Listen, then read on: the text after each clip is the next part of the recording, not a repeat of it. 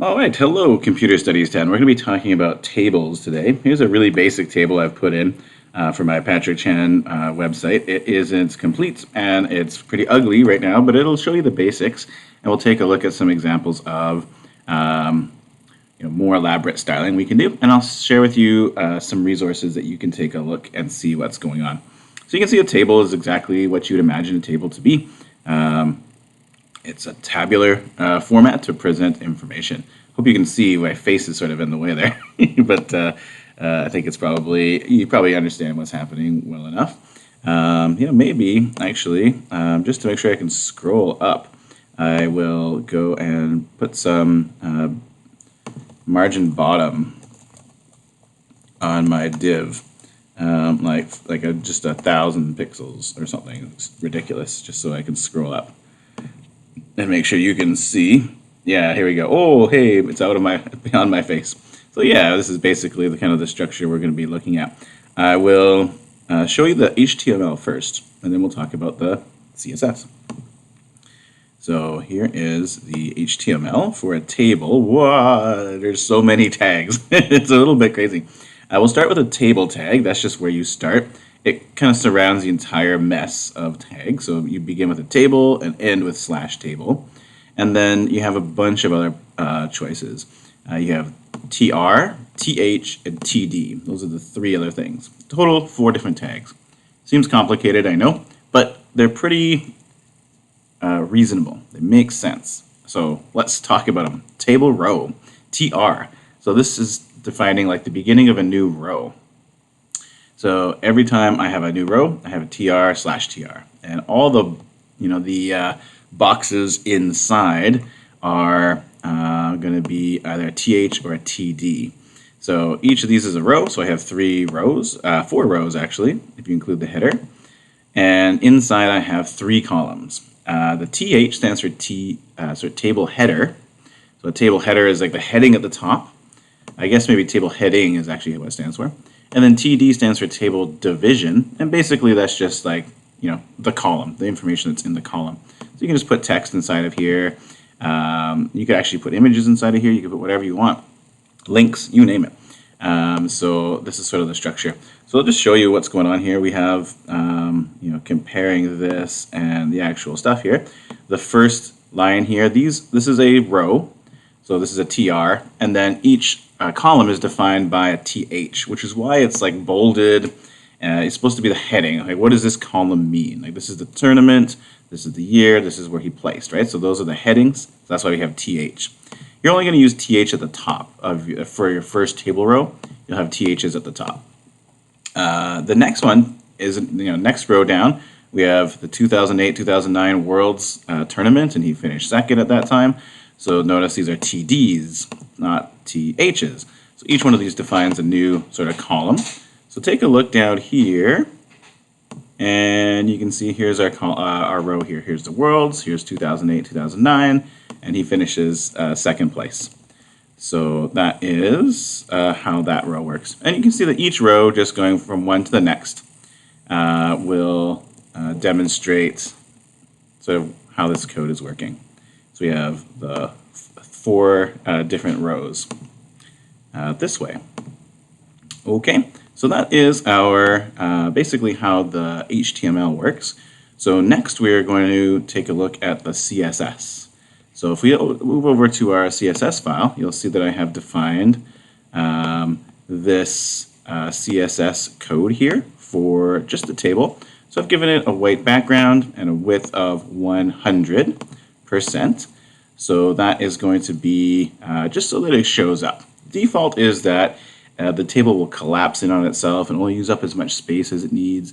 You'll have a background that is no color whatsoever, just whatever the color is. It's just transparent background. So I've just thrown these things in to make a just a basic thing so we can see what we're talking about here.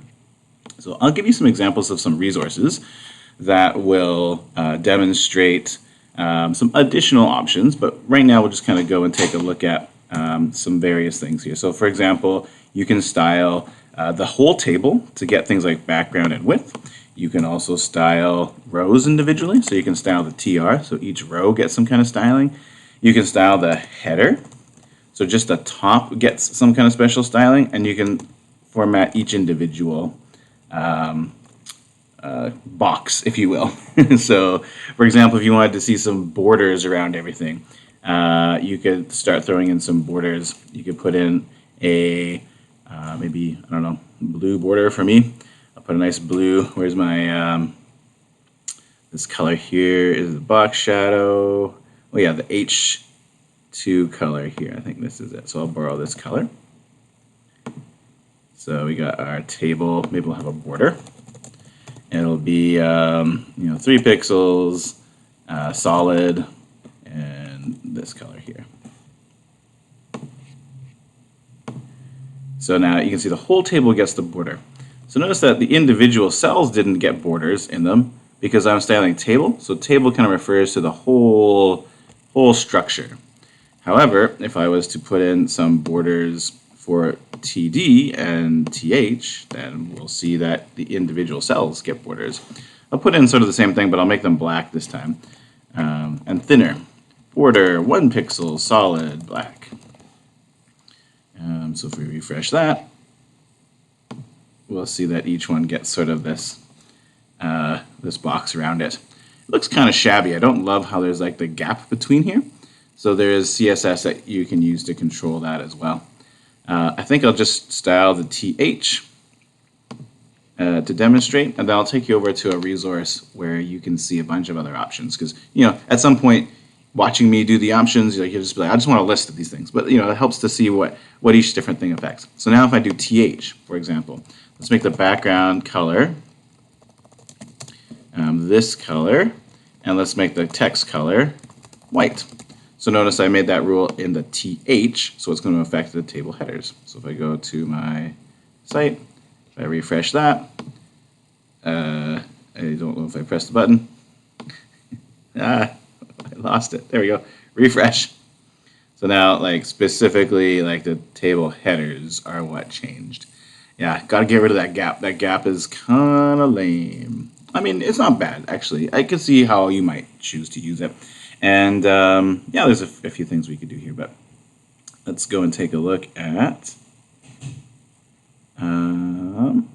this website. This is, I'll link specifically this page.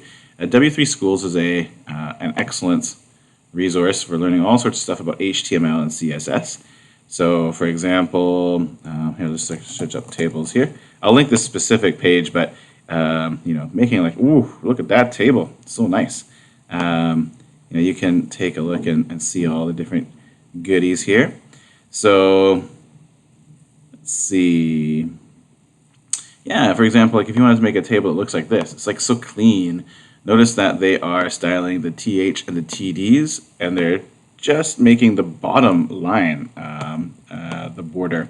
So use border bottom instead of the whole border. That way it doesn't get the the vertical lines or the top lines. So that I could see that being a nice style. Ooh, I like this hover idea. Look at that. Whoa, when you mouse over, it hovers. So good, right? Let's steal that. I love that. This is sort of, you've seen this hover before with links, but we've never seen it, with a, in a table or anything else. But it turns out you can totally use that. So this is sort of, when the mouse hovers over a table. You can actually put that for image, you name it. So let's go and refresh. Oh, I think this is going to look so good. Refresh. So now as my mouse goes over it, it kind of highlights. I can see that being a little darker. I can see having a lot of fun with that. Yeah, I don't know. There's a bunch of fun things you can do. Let's see the other styles they have. So, oh yeah, border collapse. That's what I'm looking for. Border collapse. Love it. That means it'll shrink those gaps between the different TDs and stuff. Border collapse. Yes, collapse those borders.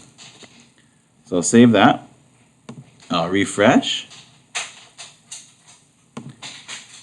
And yeah, there we go. Now we can see it's collapsed those borders nicely. I don't have any divisions between the table headings, but I can go add those in pretty easily. I can just go to my TH and add in borders, right? So I can go over here, TH, I can stick in, black border, just like I have the TD. I kind of like how they have this style, a TH comma.